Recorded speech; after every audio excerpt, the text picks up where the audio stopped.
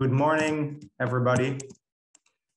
A very warm welcome from Lima, Peru, to this webinar on hydrogen developments in Latin America, and especially on opportunities for Dutch companies.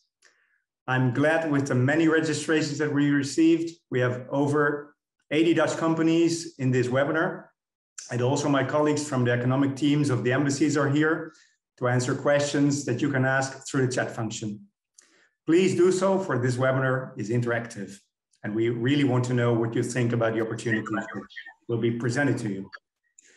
My name is Mark Howard. I'm regional business developer from the embassy in Lima for 7 countries in the region: Mexico, Costa Rica, Panama, Colombia, Peru, Chile, and Argentina.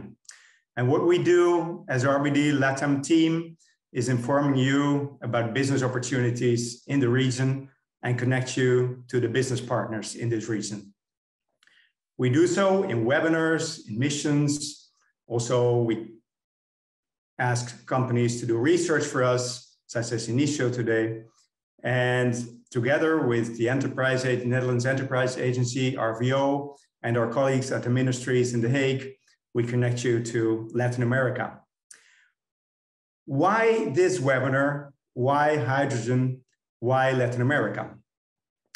Well, as embassies in the region, we see that the LATAM region is paying increasing attention to hydrogen as a new sustainable energy carrier when it comes to production, distribution, logistics, and application in ports, mines, agro transport, industry, and urban transport. Many LATAM countries are ambitious and eager to move forward, creating new and growing niche markets for Dutch companies. In this webinar, we want to elaborate on these opportunities, and we want to get a view on the interests of you, Dutch companies. Are you interested to make the next steps? How can we help you? Which activities are needed to capitalize on the opportunities in this region? We have 3 expert speakers in this webinar who are going to elaborate on the opportunities, and we have a moderator from the embassy in Chile who has already a lot of experience with Latin American policymakers who are moving fast forward on this subject. May I present to you Aafke Mak from the Employers Organization for the Technology Industry and expert on sustainability. And Aafke is also from the Dutch Hydrogen Platform. Then Juriaan van Tilburg, manager at Initio, the research consultants. As RBD, LATAM, and RVO, we ask Initio to conduct a market sector study on business opportunities on hydrogen for Dutch companies, and we are very glad with the results. Juriaan will present the report, which after this webinar, and even also now, I think, because Kenneth Colijn is going to put it in the chat, will be available for you. Then Monica Swanson, our program manager, International Hydrogen Corridors at Port of Rotterdam. Monica will elaborate on the future of the Port of Rotterdam as a hydrogen hub and the role of Latin America. Then our moderator, Lisette den Brems, and Lisette is head of the economic team at our embassy in Santiago de Chile. Lisette has a lot of experience with Chilean policymakers, making hydrogen maps and roadmaps, and also with connecting Chile to the Netherlands in the field of hydrogen. And also here, but not visible on the screen, is Linda Walstra. Linda is a member of my regional business development Latin American team, and she will answer questions for Chile related to hydrogen. Last but not least, Kenneth Colijn, our expert at RVO in the field of renewable energy solutions. Before we go to Lisette, let's now start with the poll question. And this poll question, Kenneth, can you present it in the screen, please? This poll question, please answer it, is: my primary goal to attend this webinar is. Could you please choose your answer?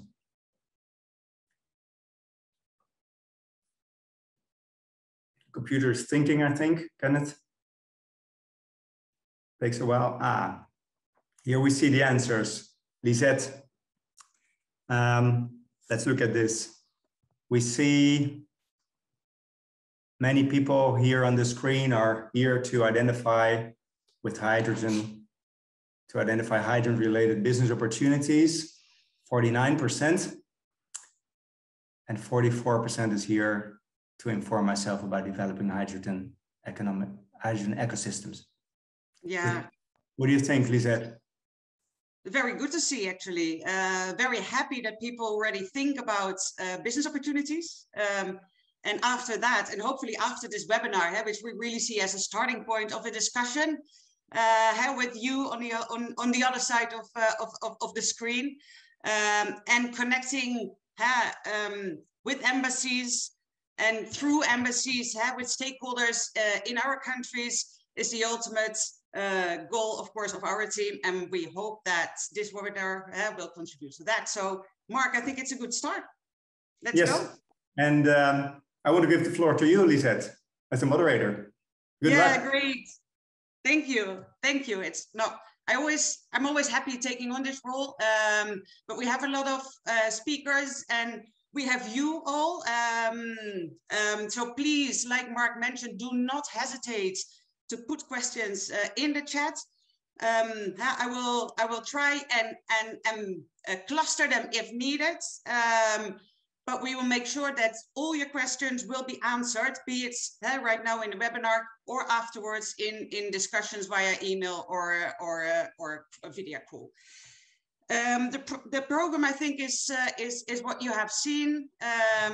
So without further ado, I would like to give the floor right now to Aafke, who is going to explain very briefly what the Dutch International Hydrogen Platform is about. And after Aafke, we will continue with the substance, Jurien presenting the market sector report. Aafke, go ahead.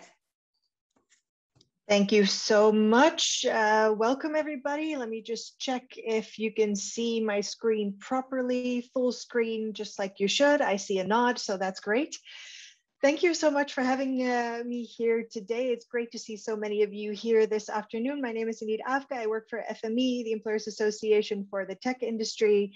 And even though you are all here this afternoon to hear more about Latin America, we also wanted to tell you a little bit more about the Dutch International Hydrogen Platform, or for the Dutchies amongst yourselves, Platform Waterstof Internationaal, because we assume that the interested parties here would be also potentially interested in joining that. So what are we talking about when we say Dutch International Hydrogen Platform? I think it's good to underline that it is a public-private partnership. So what we try to do with the Dutch Hydrogen Platform International is really connect the public and private sector when it comes to hydrogen-related developments and the opportunities that it brings for Dutch parties abroad.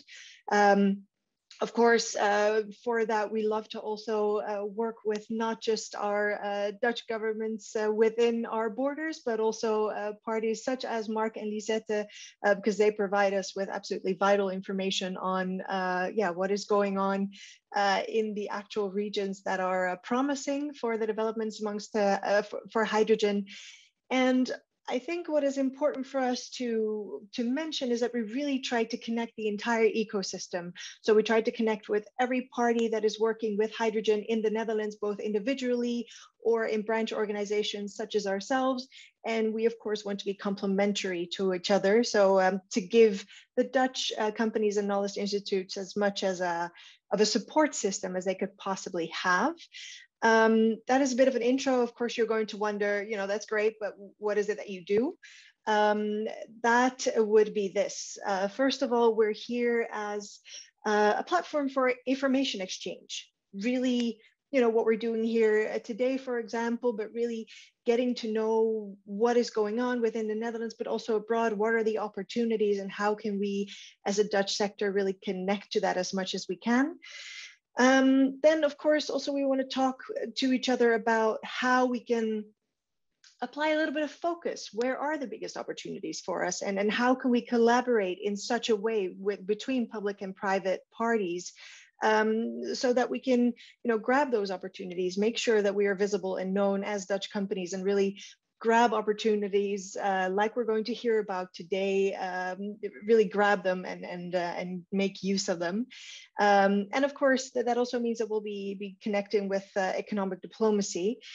On the other hand, there's still the I'm going to call it branding side of things. How, as a Dutch sector, do we want to present ourselves when we go abroad? I know that some of you, if not many of you, are already part of the hydrogen guide that is currently going around. If not, please send us an email because you want to be. But also, how do we present ourselves as a sector? And that's really important to also stay in touch about and really think about as a group of Dutch parties, both public and private. Of course, you know, there's no costs related to any of this. So if you haven't heard of the PWI and you want to be part of it, you want to discuss with us, you want to really work together to get the Dutch hydrogen sector going abroad, and then send us an email. That could be either, you know, to me personally, to hydrogen@fme.nl, or to any of the other people in our core project team. You will find their details right here. I don't think there's a reason for you to quickly write along, because there will definitely be a sharing of slides also. So please do get in touch with us. We're very excited to work with you internationally in the broadest sense. But for now, I think we should definitely go back to the Latin American market. So I'll give the floor back to Lisette. Thank you so much. Great, Aafke. And I saw in the chat, hi, Anne from Mexico, that our deputy ambassador is online as well. There's more of us for you. But first of all, Juriaan, I'm very happy to have you here. We're all very happy. I think we're very happy with the reports that you have delivered. It's readable. It has lots of information. Lots of pictures, which makes it nice to digest. But most of all, I think it has a lot of potential for what we have as Dutch, as the Netherlands in our home country, which could be of use on this huge continent. So, Juriaan, could you please take over for me? Thank you, absolutely, and thank you for your very kind words. Yeah, happy to give you this this snapshot, if you like, of our report, our main findings, our main insights. So maybe to start with this, I think Initio is already a great example of why it can be interesting for Dutch, for European companies to do business in Latin America, with Initio actually being a prime example of that. We have offices in Europe and have offices in Latin America. And from our offices, we are actively supporting developments in and around hydrogen, related to large-scale project developments and related to off-taker developments around industrial decarbonization and the use of hydrogen in industries. So we were very pleased to be able to advise you all on this on these important topics. And so why Latin America? Well, actually, this picture below shows why Latin America is such an interesting geography when it comes to hydrogen. And below in the different colors, you can actually see what are the projected costs for producing hydrogen from electricity in different parts of the world.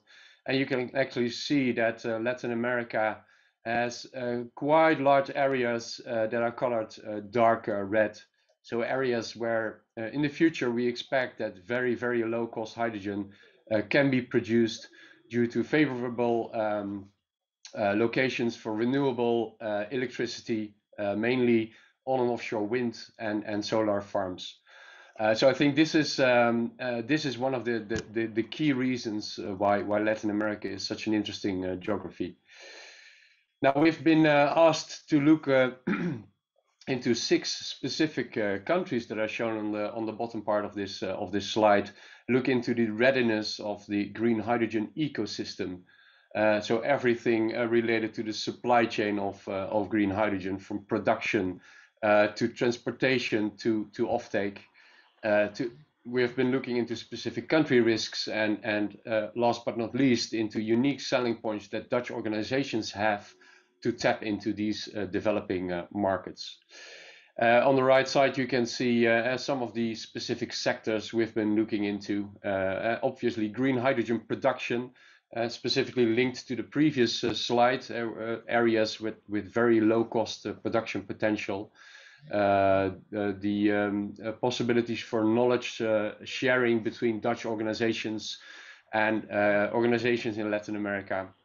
And we have been looking into the mining sector, heavy transport vehicle sector, and of course, an interesting development, the development of import and export supply chains, where low-cost green hydrogen can be exported from Latin America also to Europe, including the Netherlands.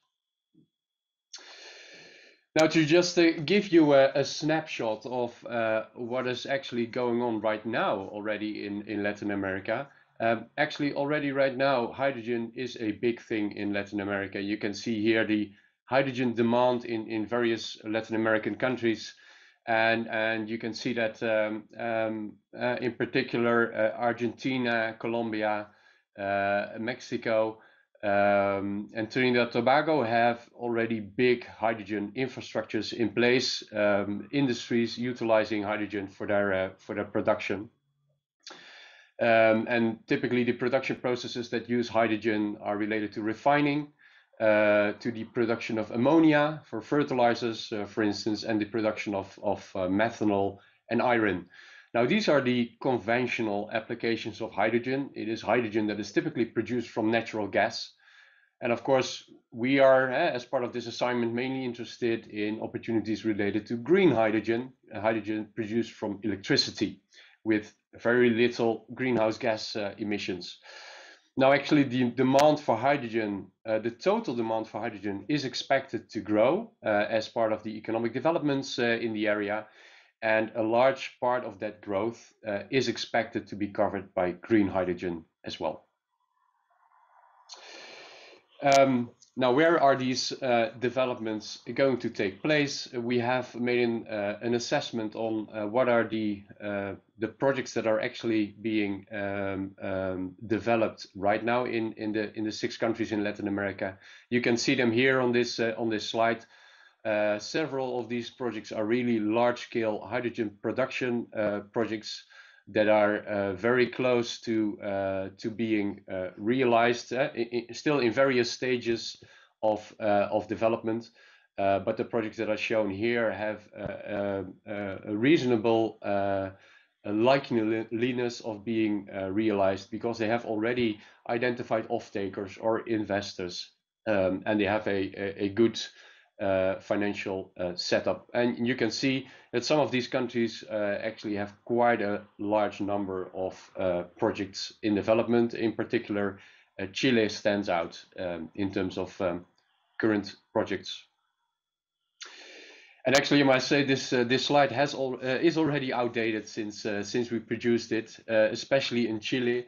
The market is going crazy, if I may, and a lot of projects are being announced almost on a daily basis.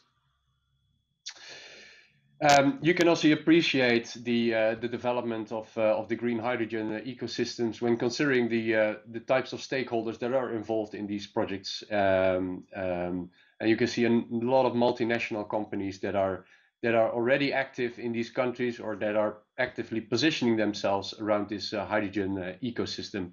And in particular in Chile, there's a lot of international interest in what is going on in that country. Now, linking that back to Dutch organizations, what do Dutch organizations in particular have to offer in such an ecosystem? Now, in this slide, I'm showing you all the different building blocks, what it actually takes to build a green hydrogen ecosystem. And you can see on the left side, it starts with the renewable electricity, providing that electricity to the so-called electrolysis units that convert your electricity into hydrogen by using water, purified water.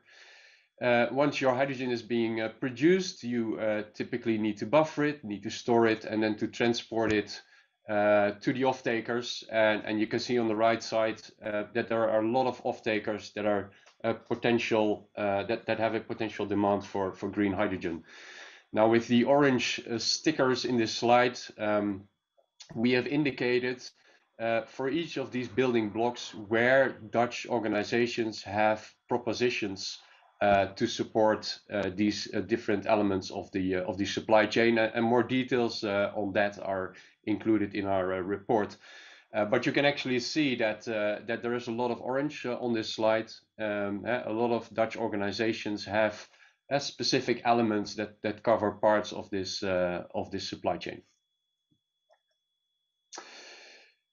Now, what are our conclusions? Just going through it pretty quickly. If we consider short-term business opportunities for Dutch organizations, and with short-term I mean within 3 to 5 years, so that's really short-term, then Chile and Colombia are the most advanced in terms of the readiness, the existence of a hydrogen market, and the ease of entering that market with specific propositions targeting specific parts of the development. In Chile, there's potential to be involved in large-scale green hydrogen production, and the use of green hydrogen in the extensive mining sector in Chile, and also in heavy transport. In Chile, there's a lot of support from the Ministry of Energy in developing a green hydrogen economy, and in that sense, Chile really stands out in terms of ambition and in terms of actual developments, with support from both private and public organizations. Also, Colombia offers short-term opportunities, and then in particular in the use of hydrogen for heavy transport. So that means actual deployment of heavy trucks, for instance, fuel cell trucks, but also the deployment of hydrogen refueling stations and all the infrastructure to connect everything together. There's an overall need for foreign investments and a need for capacity building and building knowledge. So foreign interest is always welcomed in these countries. Now, specific opportunities for Dutch companies, I already mentioned some of them, are around energy infrastructure development. That can be electricity infrastructure, can also be pipeline infrastructure, the development of electricity substations, and all the components that are required to actually have a large-scale electrolyzer plant running. Also opportunities related to the processing of hydrogen into more complex molecules like methanol, like ammonia, like synthetic kerosene. These are also developments that we expect will be interesting on the relatively short term in Chile in particular. And I already mentioned the hydrogen recharging station planning and deployment, which will be relevant in Chile and Colombia. Now, when we consider the other countries that were part of our assessment, we see that also their developments are ongoing, but they are less clear on the short term, and we view these developments to be more relevant on the somewhat longer term. In Mexico specifically, the context around hydrogen developments is still a bit uncertain. We do see there is already a large hydrogen ecosystem, and some private companies are positioning themselves on green hydrogen as well, companies from Germany, companies from the USA. However, currently there is still a need for a very clear and supporting policy framework. And also our assessment is that Dutch companies don't always have the right historic relations, in particular with Mexico. When we consider Colombia and Argentina, some interesting developments are going on related to the production of hydrogen. However, this is typically gray hydrogen production, the production of hydrogen from natural gas with carbon capture technologies. Now, we are aware of Dutch organizations that are good at carbon capture technologies. However, this is not a green hydrogen opportunity, which is why we did not further look into this specifically. And on Uruguay, Argentina, and Panama, we see that developments are also speeding up, and we advise organizations that have an interest in these countries to really monitor the developments closely and look for any opportunities that may emerge on the on the short term or medium term. Now, when we consider this longer term opportunities, the international component around hydrogen production is a very interesting one. We can see longer term business opportunities around not just the production of hydrogen and hydrogen derivatives, but also around the international trade and transfer of these products to demand centers, for instance, in the Netherlands and Europe. We can see a large potential for hydrogen export in the southern parts of Chile and Argentina, the Patagonia area, where really bottom cost hydrogen is expected to be produced in a couple of years from now. Obviously, when the hydrogen ecosystems will start to develop further, they will merge into hydrogen hubs. If you link that to exporting these projects, it will also require maritime and offshore infrastructure development to make everything work. So these are sort of the developments that are not directly related to hydrogen, but of course can offer interesting opportunities for Dutch organizations. I already mentioned the energy infrastructure development as interesting side business opportunities. And of course, as the hydrogen production is going to reach lower and lower costs, you can also expect that the hydrogen and its derivatives will be included as transport fuels, in particular in the maritime and aviation sectors, and also in mining and industrial use. So we can expect on the longer term a strong development of new applications for hydrogen and green products. Now, how to capture these opportunities? So basically, we identified two key strategies for Dutch organizations that are sort of linked to the sizes and the level of internationalization of these organizations. If you consider the left side, this is a strategy we called value chain orchestration, which is in particular interesting for large multinational companies that already have branches in the countries they're interested in investing on green hydrogen. These are multinationals that have the capabilities and the resources to really develop their own value chain to ensure that the ecosystem around them is fully meeting the needs that are linked to green hydrogen. And so that involves securing a renewable electricity supply, securing the production of hydrogen, securing the transportation of the hydrogen and its derivatives, and also securing the offtake of the products. So this is really a strategy for large international organizations. Now in the Netherlands, also a lot of companies are more niche, more specialized, small, medium enterprises. For these organizations, we believe it's not so straightforward to jump into a new market, into a new country. And for these organizations, we advise to consider partnering with other organizations, larger organizations, or integrators, technology integrators, that actually do have the size of the capabilities to develop larger projects on their own. And I think in particular, Dutch connections to German companies, to Japanese and US companies can be leveraged here, especially also because these countries already have historic ties with the Latin American market. Yeah, last but not least, we also believe there are opportunities for Dutch non-private organizations, public and semi-public organizations, to distribute, to share knowledge, and to be involved in capacity building.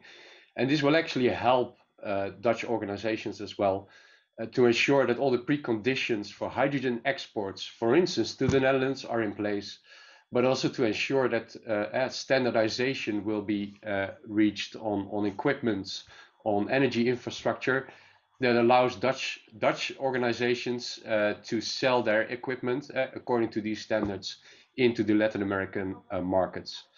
And this can be stimulated via projects around policy development, the sharing of best practices around policies and incentives, standardization projects, and of course an important one is how to allow Latin American countries and Latin American organizations access to EU and national funding, as this is always something that is considered valuable in these countries linked to large-scale hydrogen developments.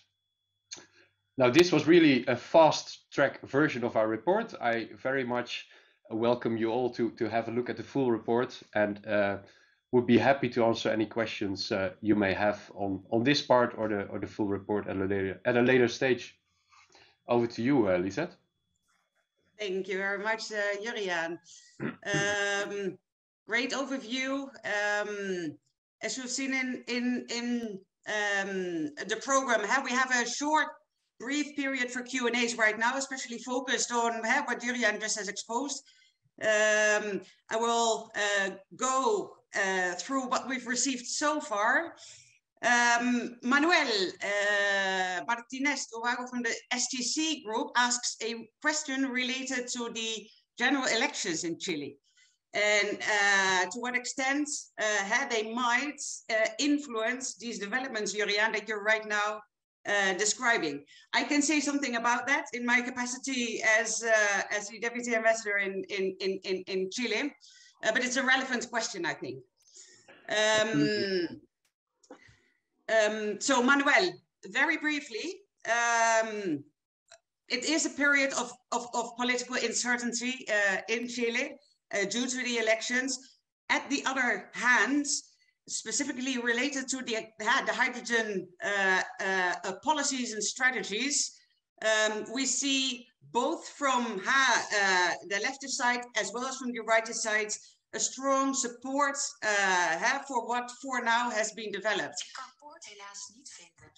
And so there will be uncertainty, I think, especially related to the financial markets for the short term.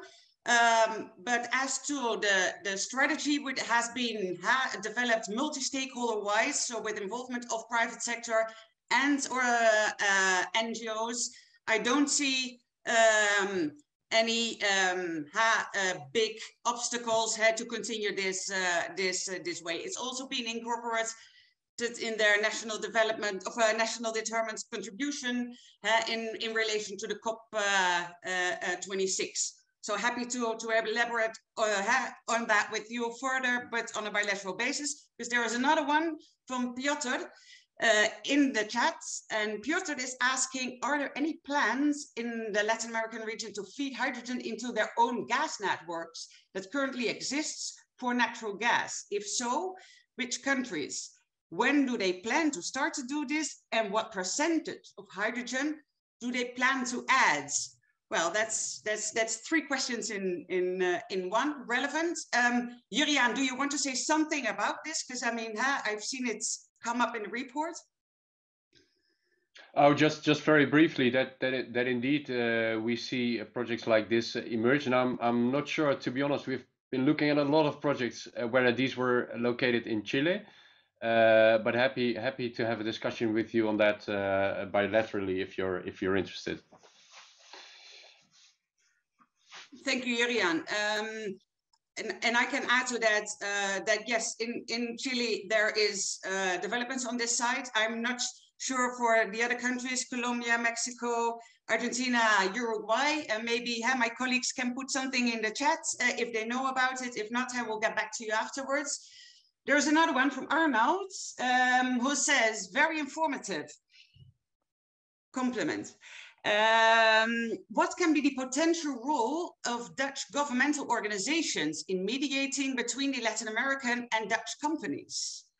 Well, Juriaan, but also Mark might be the right persons to say something about this. Mark, do you want to start? Thank you, Lisette. Yes, of course. Actually, as embassies, we have this regional business development team for the whole region. And what we do actually is we look at fields or subjects which are interesting for all the countries in the region, and we organize regional activities. We do this, for instance, in the field of ports and maritime. In this sector, we recently, last week, we had a very successful meeting to the APA Latino, for instance, the conference on ports and maritime in Cartagena in Colombia. And there, actually, we also do a lot of matchmaking. So we connect the Dutch companies to the Latin American parties. And actually, the objective of this webinar is to get a view also for us on the interest of Dutch companies in Latin America. And when we think, and when you think Latin America is really interesting for hydrogen, then of course we discuss this with all the colleagues in the region, the economic teams, and we will look further what to organize. And actually next week, for instance, I have a meeting with Lisette and all my other colleagues, and we're going to talk about these strategies for the next year. So we're really curious also for your interest, and then we look further. So this is actually what we do. And so it's important that we know about your interest. Thank you. Great, Mark. And I think that's an open invitation to put anything you have or that you want us to further discuss, elaborate on, and come back to you in the chat, so we can make sure we feed that into next week's meeting as well with the regional heads of the economic departments. In the chat are some answers about the question related to the gas and the blending.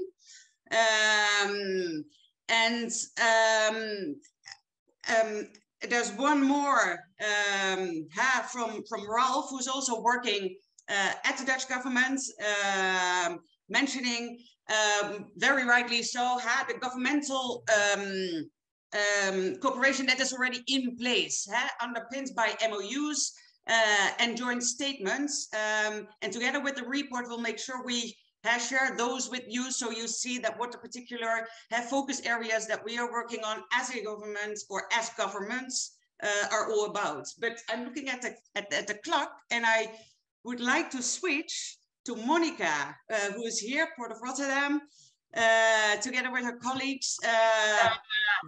Very well known to me, because the Port of Rotterdam has signed an MOU with the Ministry of Energy in Chile, and is already involved in a very practical way in discussions about the projects on the ground. And that's exactly what we would like Monica to ask, focus on what she has seen in terms of practical cooperation, not only in Chile, because I know that the Port of Rotterdam is also working closely with Uruguay, well, with Brazil, has discussions with Colombia.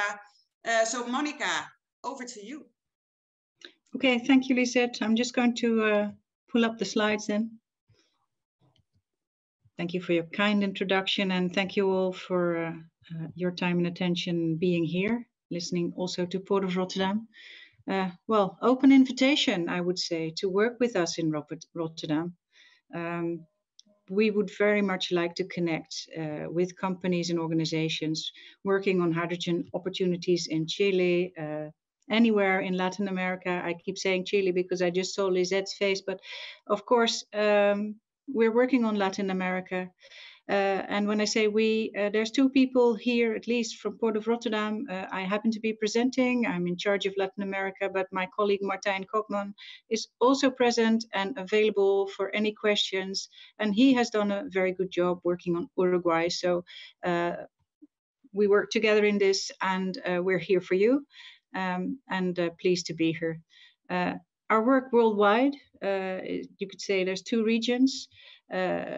The Atlantic side and the Pacific side. I won't go into that too much, but if you need us, you can see that we have separate regions. You can ask questions on those as well after this. Now we're going to focus on Latin America, a very, very interesting continent for hydrogen, because there's so much happening. And before I go to what's happening in Latin America, just imagine what's happening in the world and how much Latin America is part of this. There's a number of green dots showing where we see hubs coming into existence for hydrogen. don't worry if there's no green dot for your country or country of area of interest. There's going to be many more hubs. These are the first ones we see taking shapes, and we see 3 centers of demand. One of them is Europe. Currently, the expectation is that in Europe, some 60 million tons of hydrogen will be required by 2050. And at Port of Rotterdam, we expect that we are going to be importing 20 million tons of those by 2050. And when I say hydrogen, I also mean hydrogen derivatives, because we see a lot of methanol, ammonia, e-kerosene. It's all happening right now. And the countries that are lucky on this map are the countries that have very good conditions for renewables. And Latin America happens to be a very good region in general, and for that, and is absolutely very important on this map. Just to give you some examples of what we're doing in Latin America, and forgive me for not being totally complete. I'm just picking out the countries where we do most of the work and just giving you some examples of what's going on.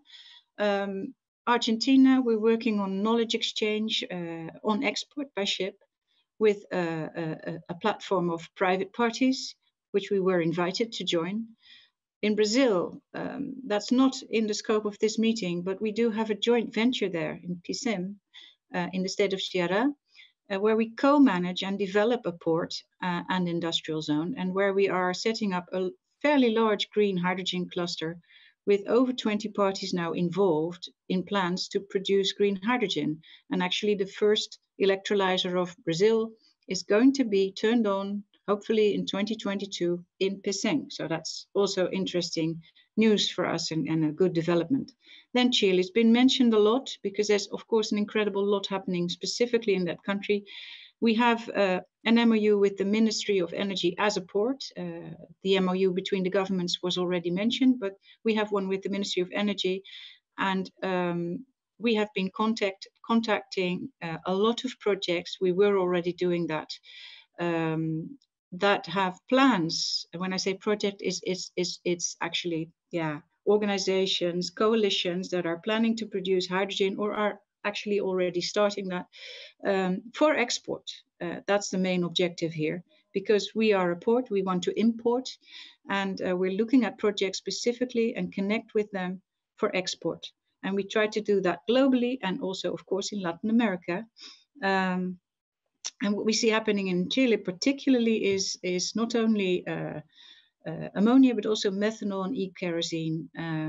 Colombia, I totally agree with Inicio that they're moving fast forward.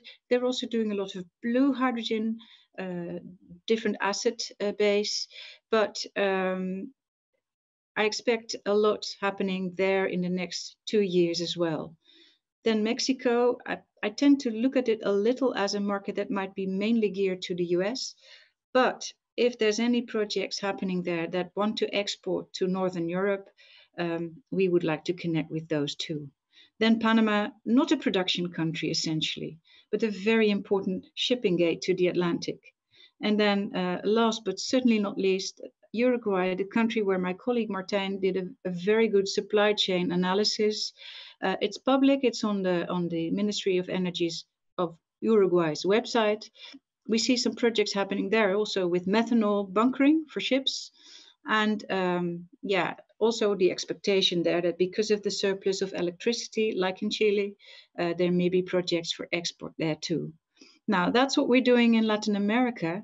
And why is this so relevant to Port of Rotterdam? Because I'm not going to go into everything Jurian already told you on his excellent report. That's already been done.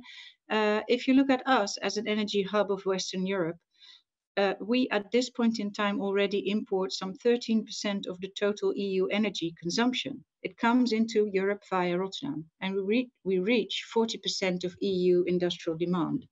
So that's a lot. There's about more than 3,000 companies working in our port industrial zone, various clusters. Most relevant for hydrogen are the refineries and chemicals clusters, which you see here represented in pink. And just imagine this is 45 45 kilometers sized port. That's quite big. So a lot of industrial activity there, a lot of use and consumption of gray hydrogen, almost 500,000 tons already, which is a lot. And that's going to have to be replaced with green. Not only that, but also other fuels and feedstocks used in industry might be partially replaced with hydrogen. And we are very eagerly looking for green there. Not only us, but also our hinterland. You can see these red-orange energy demand areas in Europe. That's exactly where we now bring energy and where we think we are also going to bring hydrogen.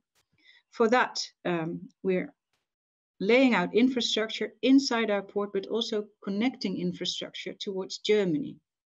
So we have very ambitious plans, but not only ambitions, we're actually implementing these plans. And you can see that yellow graph, that sail in one of these images.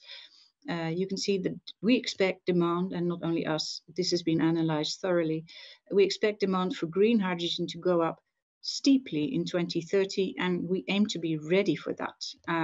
How are we going to be ready? We're going to have an electrolyzer cluster, first electrolyzer turned on 2023, 2024, with green renewable power from wind. As you can see on the left-hand side of the picture, there's going to be an open access backbone for hydrogen, connecting industries who want to use green hydrogen so they can have a pipeline for it to take it from.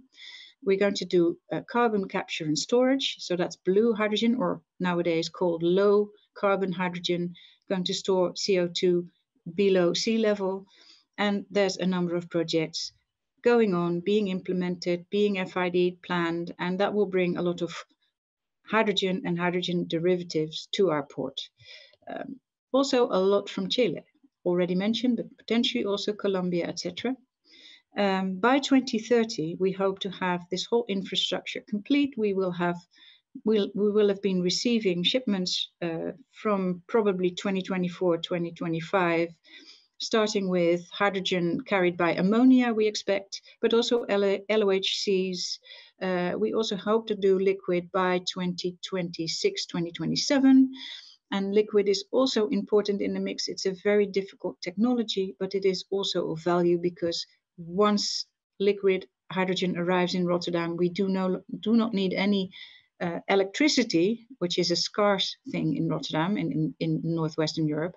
We do not need electricity to crack it back because we can simply let it flow into those pipelines we're planning. So all these different carriers and fuels and feedstocks derivatives are going to be handled in Rotterdam. We've done analysis in Rotterdam. We know our terminals can handle them. And why is this now relevant for this meeting? Because we have a supply chain puzzle to fix together. We're looking at you to connect with over 3,000 Rotterdam companies, of which more than 100 are in the energy business, and they are looking for cargo. They are looking for cargo for their customers in the hinterland. They are looking to handle it, that we have terminals, and it's very important to connect with production on the other side. If you look at this puzzle, I see opportunity for companies in Latin America, but also for Dutch companies or companies from any other country that want to operate in the Dutch port in Rotterdam for trading and logistics and shipping, for setting up export terminals from ports in countries in Latin America.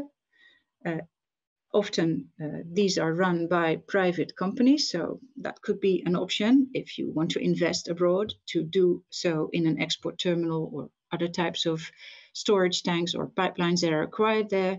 Port infrastructure changes also might be required.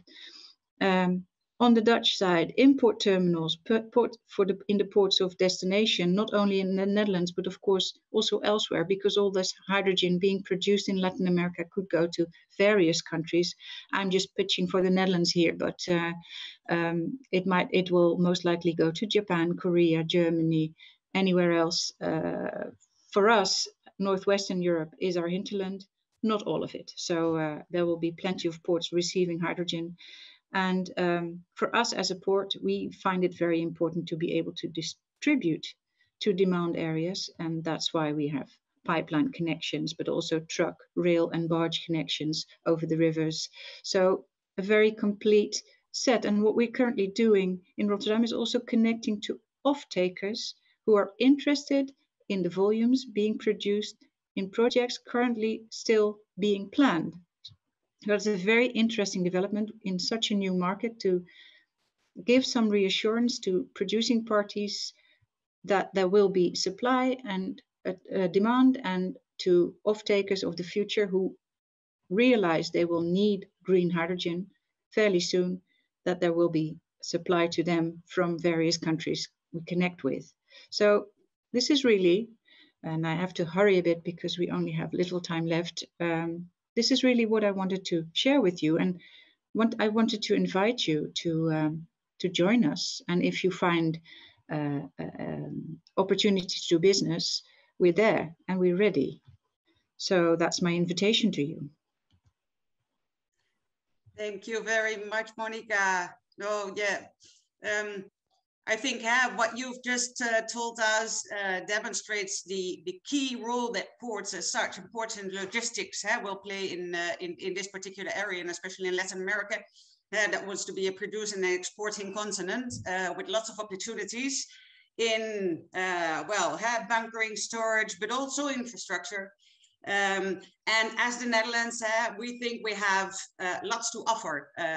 In Chile, we're working on a so-called PIP already, which now integrates hydrogen into it. That's at least the idea, with a lot of demand and interest also from the government side. So hopefully, there's listeners right now that will knock on our doors to get some more information. There are other areas as well in Jurian's reports which are of interest. Financial, Jurian, you mentioned the European aspect. That's another thing that we can share. There's a Team Europe initiative talking to the continent, to Chile, for example, wanting to have that share of their hydrogen. So if we work together, I think, and connect the dots, we can really be a player of influence. We do have to hurry because that's another thing that the report demonstrates. There's a lot of interest, so it's good not to loot out, at least, and try and explore. And you can always say no. There's some more room for Q&As before we end with the last poll question. And I am going back to the chat because I saw that Mark, for example, put a question there which came to my mind as well. Why are some port operators for their energy supply changing to e-methanol now instead of hydrogen? Monica, could you say something about that? Yeah, okay. No, it's not really changing. You have to look at e-methanol as, for methanol, you need several molecules, and all these types of new fuels and feedstocks start with the hydrogen molecule H2. And in the case of methanol, you also need some CO2. I won't go into the whole chemical explanation, but what you see is methanol could be used as a bunkering fuel directly for shipping. Same for ammonia. We're already doing pilots with that. So, and for instance, a large shipping line like Maersk have already announced they've commissioned a number of ships that will be running on methanol. So what is happening in the maritime industry is people are looking at how to reduce their carbon emissions. The ETS system is also going to be applied to shipping, which is new. Formerly, they were more or less exempt. So people were complaining, why doesn't the shipping industry clean up more strongly and faster? Well, they are going to do that right with using ammonia, green ammonia and green methanol. Clear. I have another question in the Q&As from Erik Buijsen, who also says, thank you very much, informative. What is your view on green hydrogen in Brazil?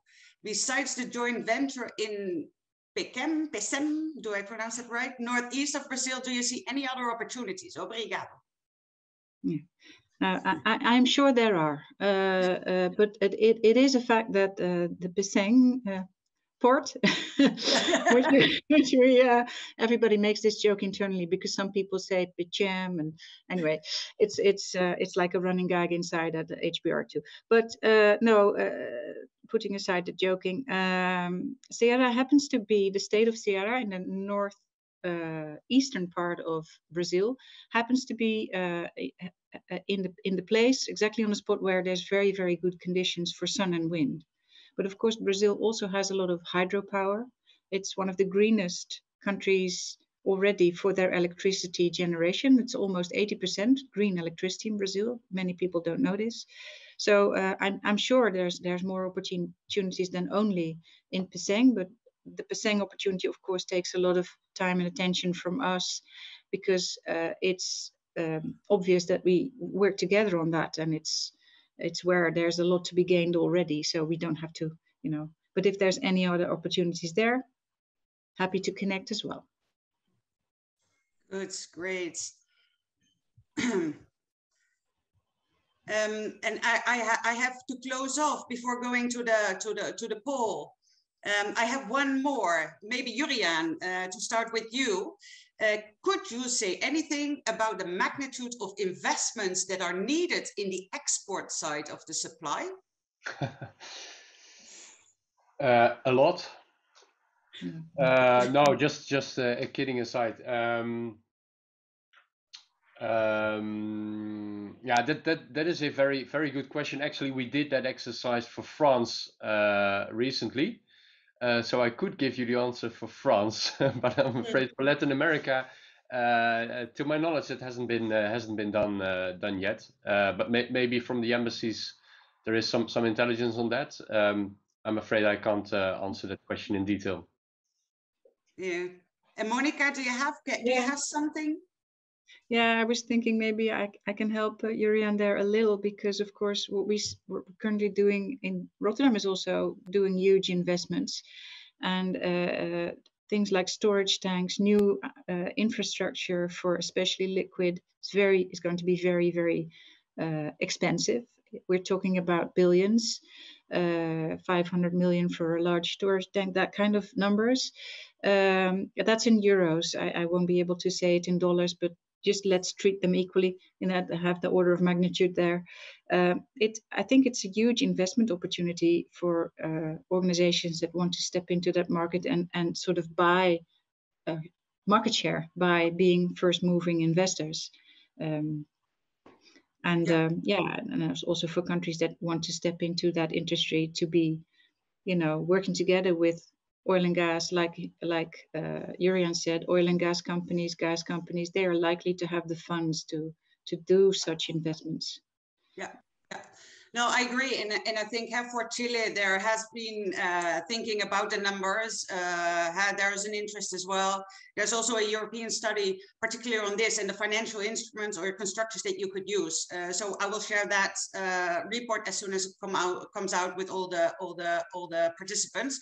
Mark, I would like to go to the last poll, if you agree, and maybe we can, or you can then wrap up and say something about the next steps. But first, the poll, it reads as follows: as an entrepreneur from the Netherlands, how would you like to proceed after this webinar? I have no further interest at the moment. I have sufficient information for now, but remain interested in future hydrogen-related opportunities in Latin America. I look forward to follow-up activities related to hydrogen and business in America, business in Latin America. Or I would like to have a personal follow-up conversation with a team member of one of the Netherlands embassies in Latin America as soon as possible. So I would like to ask you to fill in this poll, and it goes without saying that based on the results, we will proactively reach out and be in touch if needed. So you will have some more time, I think.